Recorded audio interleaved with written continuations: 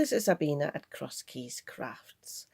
Normally I don't show you finished cards at the beginning of my video, but I just made a little bit of a boo-boo.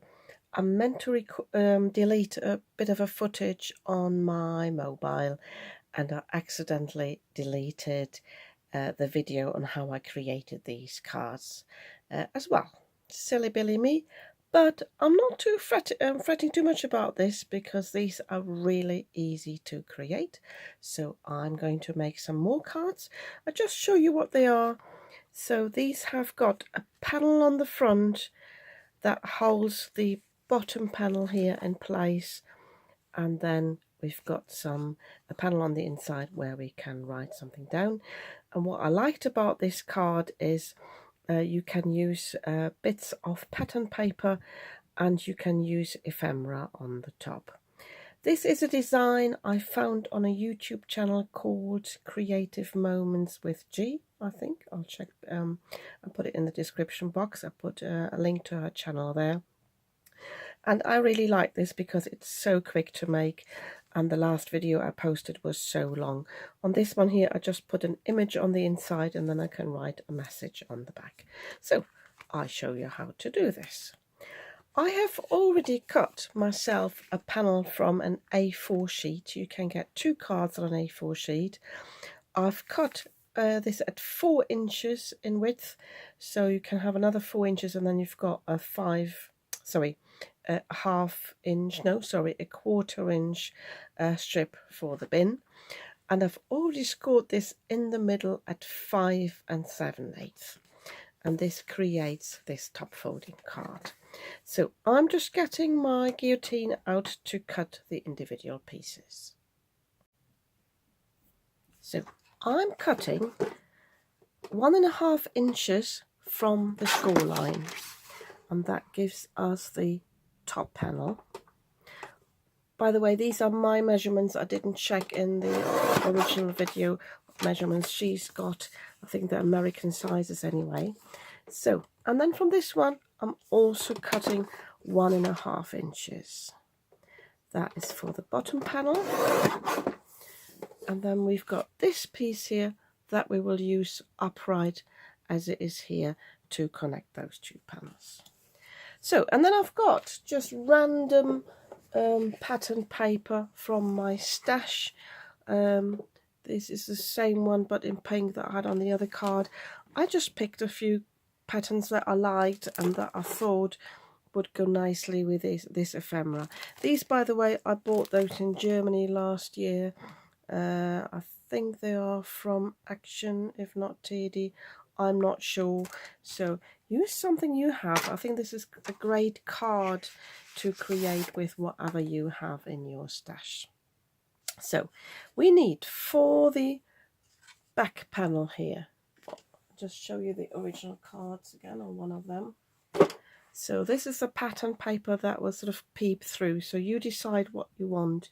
I might actually, thinking about it, just use this one here and keep the flowers for the front. So you need a panel, because we have a 4-inch panel in white. We need 3 3/4, and then the length is 5 7/8. So it's up to you whether you want to go to 5 and, I'm never good with these, 5 5/8, but I just went to 5 1/2. So you can go a little bit more, but I just go to 5 1/2. So with the other card, I think I used the back for another panel, but because this is just one-sided, I will just cut it from this piece. So, and then with the flowery paper, again, we have this at 3 3/4, and I want to cover the top and bottom panel. These are 1 1/2, so I need to cut this to 1 1/4, and I need 2 of them.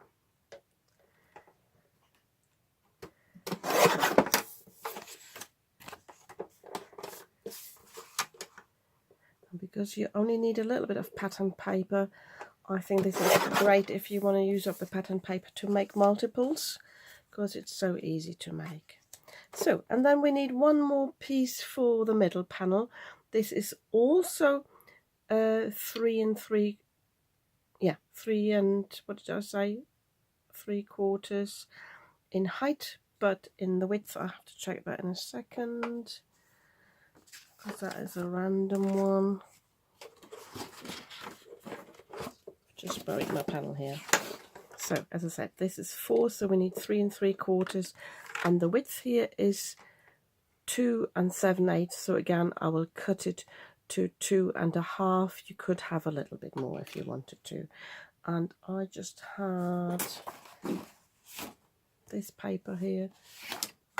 Actually, do I get away with this one? Yes, I do. That's actually 2 1/2 in width. Perfect. I like using up leftovers, and if they fit perfectly, it is a bit wonky at the top, so just cut that a little bit longer there. Cut it straight here, and I hope this is straight on the sides. It is. So that's all the pattern paper we need, and I will choose some ephemera quickly off camera and show you how to assemble the card. I've chosen my ephemera here. One thing I forgot is, for the inside of this one, I want a panel again to write on. So I've got a panel that is 2 3/4. No, sorry, 2 1/2. No, 2 3/4. It's a bit slimmer than this leftover piece from the front. And I've cut this to 5 inches. This will go on top of the pattern paper here. So it won't cover too much of the pattern, but it will give enough space to write on. You could have that a wee bit longer. You could have that a little bit slimmer, which I think I did on the other card.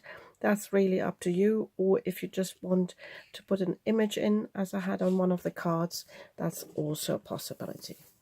So this big piece, that goes on the back, as in the inside of the card.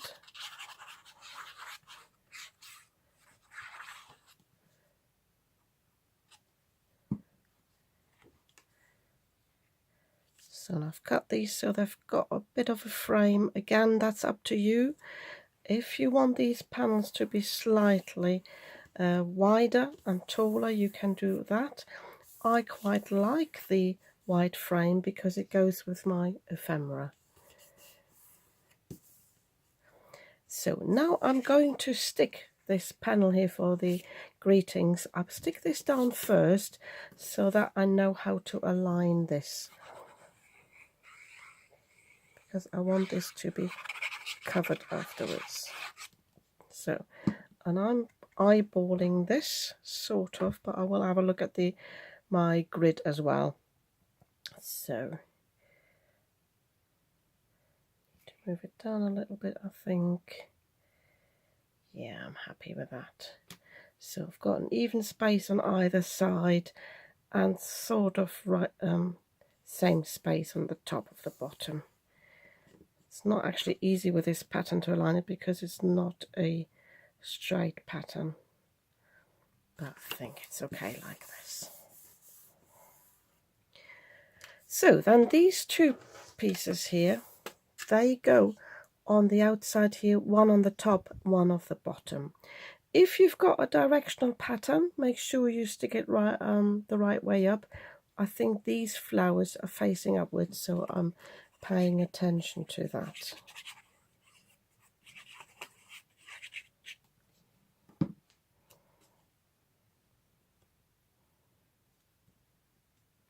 So again, even space.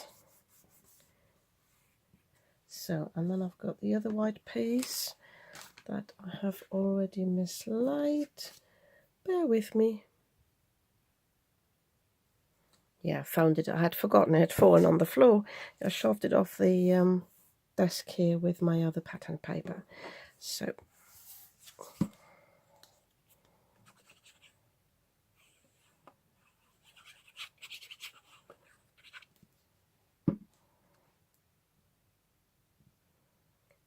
these are rather small pieces, so be mindful with your pattern. If you've got very big details, the pattern might get lost, but I quite like it like this.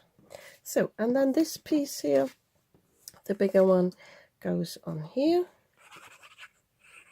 I'm not putting the ephemera down yet because that doesn't have to be restricted to the middle panel.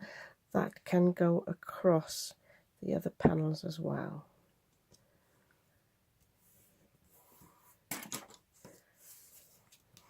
Just applying a little bit of pressure. There we go.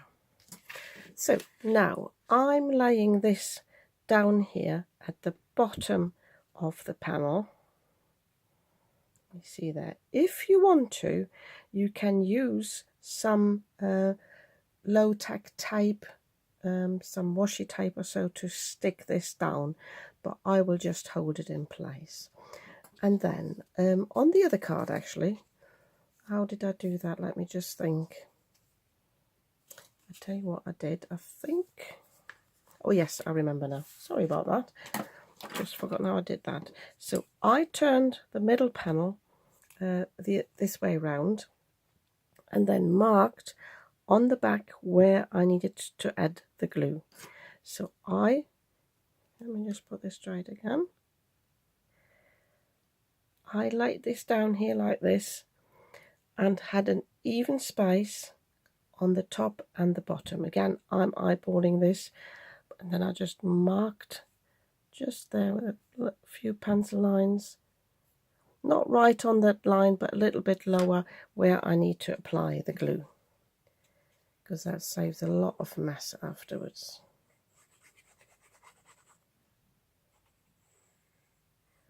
If you want to, you can just put glue just on one end first and then do the other one, but I did it in one go. So just move this so it's in view of the camera. So having that straight at the bottom, pressing this one down, I'm now again lining it up, making sure the middle panel underneath is also covered the white panel, and then I can press this down. As I said, if you just want to do the top one first, that's fine, and then do the bottom one, as long as the bottom panel is lined up with the back of the card. You can then open it up, try not to shift anything, and apply some pressure here. So yeah, you can always check from the back. Yeah, it's a little line there, but that's all perfect. So, and now I can stick down the ephemera, and that's what I meant before. I can now go over the top here if I wanted to, and even have that lower, or let me just show you the other cards again. So with this one here, the trees are a bit higher, the bear is a little bit lower, and you can also see that the bear, the piece of the ephemera of the bear is actually wider than the middle panel, and actually almost a little bit wider than, not almost, is a little bit wider than that panel, but that doesn't matter because I still think it will fit into the envelope. The important thing though is that you don't put glue on the pieces that are exposed, so if they do overhang, don't use any glue there. This one here I actually put up on some foam pads. Let me just check the other one. No, this one I glued them all flat, and I didn't mind having them going across here and them being on two levels with a bit of wet glue. That was actually not a problem. So as you can see, the fox just about fits there. I just have to work out whether, I think I put the fox on foam pads again, and I want this basket here, or whatever it is, the crate, I want this to overhang a little bit. I took out some of the leaves here, but because I've already got busy paper in the background there, I will not use them as I have done here. So if I use them at all, they would have to go onto this panel. So I think I will just figure that out off camera and then just show you the finished card. With these here, I have die cut the sentiment here, Best Wishes, and it comes with a shadow die, which I have also used, and I've cut that from patterned paper here and here. This one's actually gone on foam again, but I think on this one I will not add a sentiment just yet. there's different ways of doing that. If you don't have a sentiment die, you could always stamp a sentiment, put it on a strip and pop it at the bottom or even here on the image. There we go. Here's my finished card. So I propped the fox up on foam pads, and that allowed me to tug these leaves just behind him. I cut 2 of the stems off a little bit to have them a little bit lower, but I quite like this fan look to go with that image in the back, and I think this is really cute and would be lovely maybe for an autumn birthday, or maybe even as just a thank you card or best wishes or get well soon. I think the fox works for many things. So yeah, bit of a pity that I deleted the footage, but as I said, I'm not too bothered because it was so easy to recreate. Just spotted that there's a cut off piece there. So yeah, if you like this card, you might want to give me a thumbs up. And if you'd like to see more of what I'm creating, you might want to subscribe to my channel. I'd be very happy about that. And I'll see you soon with another video.